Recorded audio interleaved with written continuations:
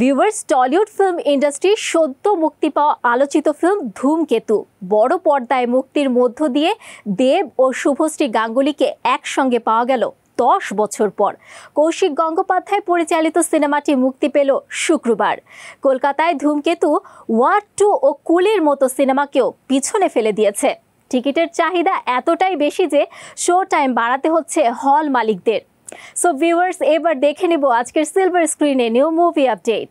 ওই জামা কাপড় কাগজপত্র মতো তোকে যদি এক্ষুনি শেষ করে দিই, কালকে কেউ টের পাবে না। দীর্ঘ প্রতীক্ষার অবসান ঘটিয়ে অবশেষে বড় পর্দায় ফিরেছেন টলিউডের অন্যতম জনপ্রিয় জুটি দেব ও শুভশ্রী।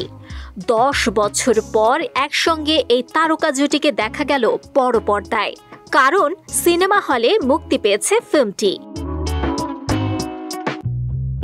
ধূমকেতুই ছিল তাদের একসঙ্গে করা শেষ ছবি, যার শুটিং শেষ হয়েছিল বছর 10 আগেই।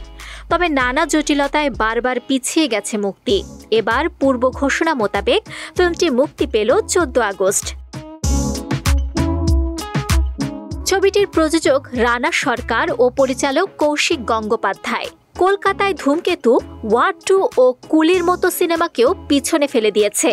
টিকিটের চাহিদা এতটাই বেশি যে শো টাইম বাড়াতে হচ্ছে হল মালিকদের।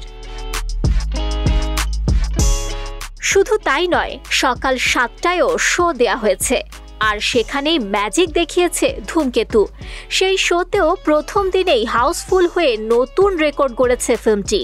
সো ভিউয়ার্স, চাইলে সময় নিয়ে দেখে ফেলতে পারেন আলোচিত এই ছবিটি।